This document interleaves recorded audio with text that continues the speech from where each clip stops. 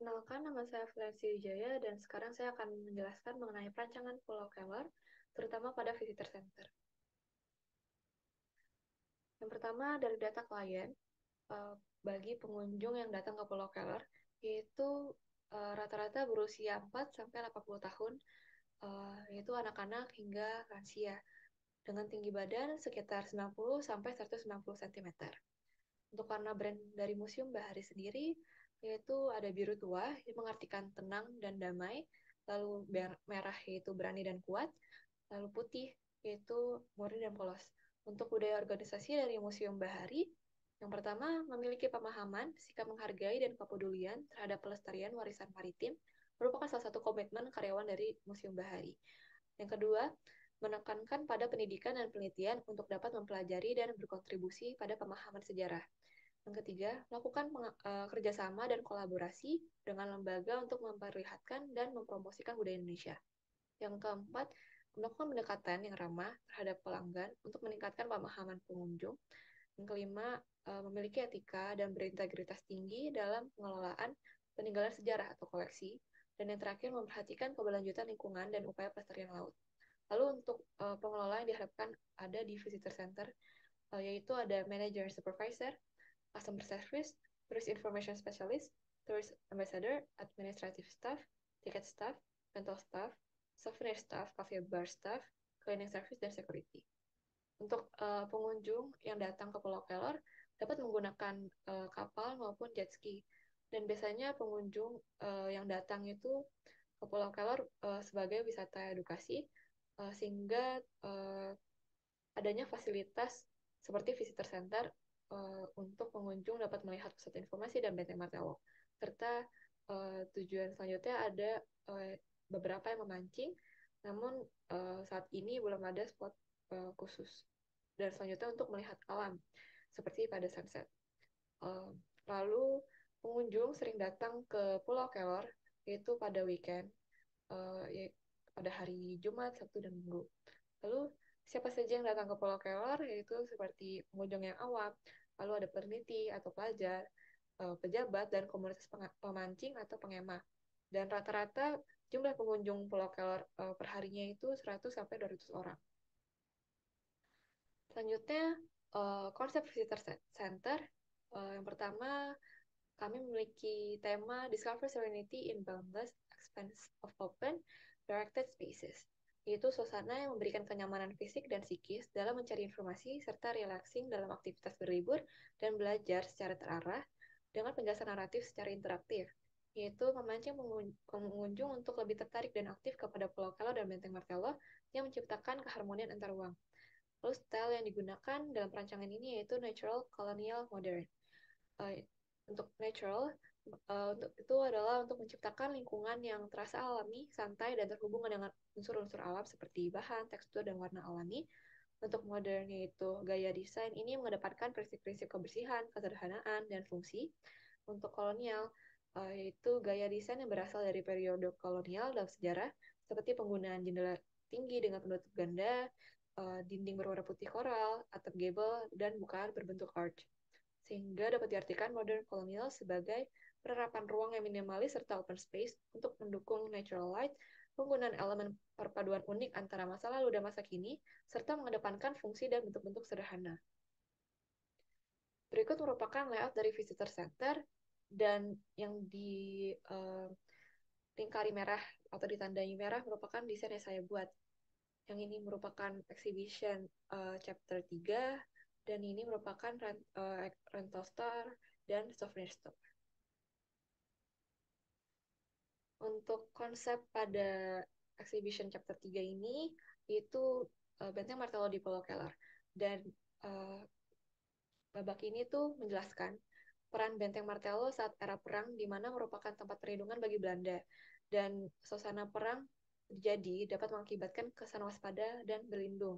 Lalu bentuk yang digunakan yaitu bentuk geometris dengan tegak lurus pada panel informasi yang berisi informasi serta foto-foto Pulau Kelor supaya pengunjung dapat membaca dengan baik dengan dinding yang berbentuk melengkung setengah lingkaran. Lalu warna yang digunakan yaitu adalah warna earth tone, dilihat dari bagaimana perang terjadi di alam dan memakai benteng sebagai pertahanan. Untuk material, uh, Babak ini menggunakan material Fox bata pada salah satu wall untuk merepresentasikan benteng Martello. Dan untuk panel informasi menggunakan plywood yang dilapisi oleh HPL, serta tulisan dibuat dengan 3D print. Untuk pencahayaannya, babak ini menggunakan spotlight kepada informasi yang diberikan dan kepada area dekorasi seperti batu alam, dan tidak menggunakan general lighting untuk memberikan kesan yang intens dan sedikit waspada. Warna lampu yang digunakan adalah dengan warm white sehingga terdapat kontras dan tidak menyalakan. Untuk penghawaan sendiri diharapkan dapat bersuhu 16 hingga 18 derajat Celcius untuk memberikan kesan yang waspada. Dan babak ini juga memiliki multisensory, yaitu visualnya dengan batuan alam, senapan, lalu ada batu bata yang merepresentasikan benteng Martello, serta adanya kabut. Dan untuk pendengaran, yaitu ada suara tembakan. Berikut merupakan perspektif dari exhibition chapter 3 ini, yang menceritakan benteng Martello yang memiliki fungsi sebagai tempat perlindungan tentara Belanda, dan dalam area ini pengunjung dapat melihat suasana yang dibentuk dari kondisi perang, dengan pemberian suara tembakan dan burung, serta memiliki kabut untuk menambah kesan perang, dan juga terdapat replika tentara-tentara Belanda. Lalu terdapat terowongan di bawah laut seperti mitos yang ada untuk memberikan kesan pengalaman bagi pengunjung yang akan melintasi babak ini. Berikut merupakan section dari exhibition chapter ketiga. Selanjutnya ada material dari exhibition chapter 3 ini, yaitu dengan menggunakan gypsum pada bagian ceiling, lalu menggunakan water textured glass yang merepresentasikan terowongan di bawah laut. Lalu selanjutnya ada penggunaan fox brick pada sisi tembok yang sebelah kanan, dan sebelah kiri menggunakan gypsum dengan cat berwarna hitam untuk memberikan kontras. Dan untuk informasi, panelnya menggunakan warna putih serta penulisan judul menggunakan stainless steel. Dan untuk lantai menggunakan kayu untuk mencerminkan konsep yang natural. Selanjutnya perspektif dari equipment rental store. Dan area rental ini tuh dibagi menjadi dua bagian, yaitu fishing dan camping, dengan setiap area itu memiliki signage sehingga mudah untuk terlihat oleh pengunjung. Dan ruangan ini menyediakan peralatan sewa mulai dari pancingan hingga umpan, serta untuk camping disediakan tenda, sleeping bag, dan kursi.